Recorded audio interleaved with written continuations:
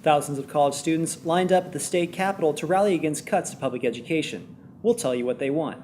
A smoke-free campus coming soon, when the new policy will be enforced. A longtime Delta College counselor is honored for his years of service with the Humanitarian Award. What he had to say about the recognition.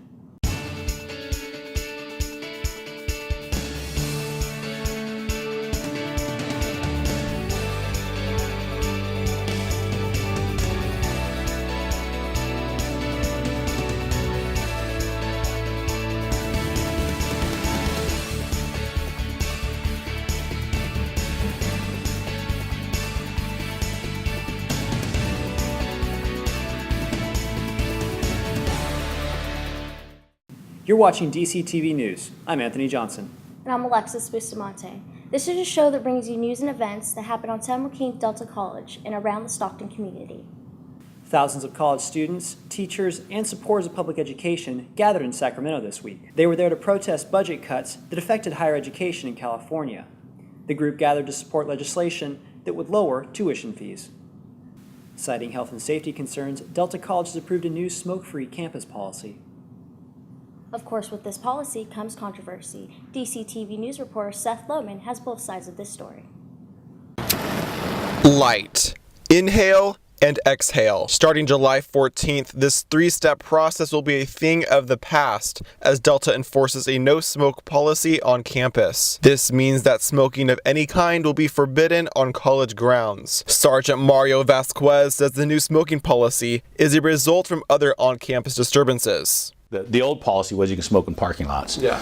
A lot of complaints about people smoking in parking lots, leaving garbage behind, you name it, just bottles and papers.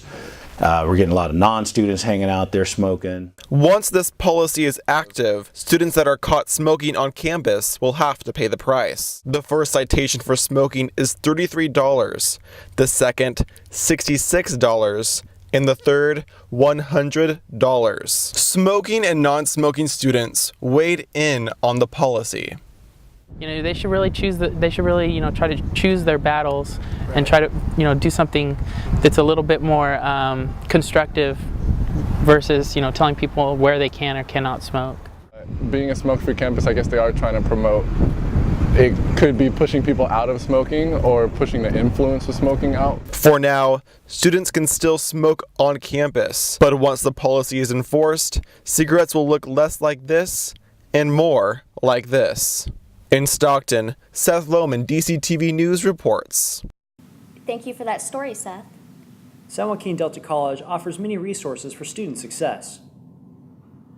One of those resources is a Reading, Writing, Learning Center. With that story is DCTV News reporter Gabby Murrow. Delta College offers many resources for students to succeed. One resource is the Reading Writing Center located in Holt 201. This center offers one-on-one tutoring, writing workshops, and much more. The best part, it's free to all Delta College students.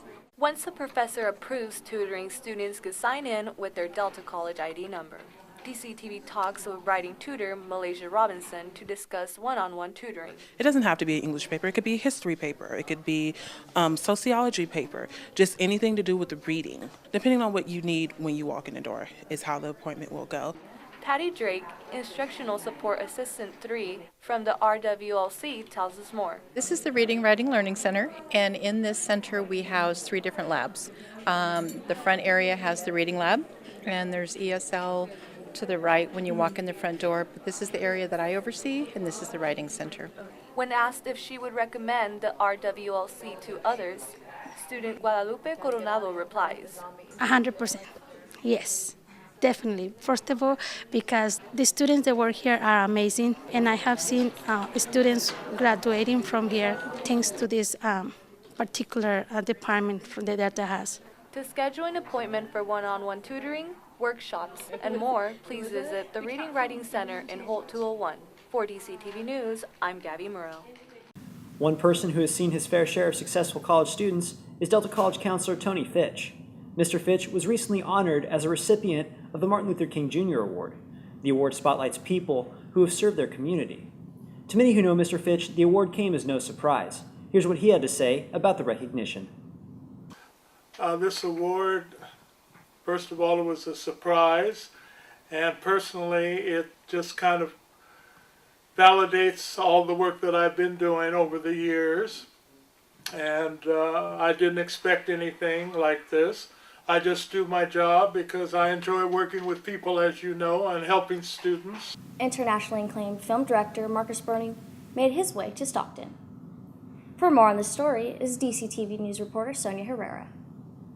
I met with Speroni and the chair of the Stockton Sister Cities Association, Diana Lowry, to discuss the director's life, art, and first visit to Stockton.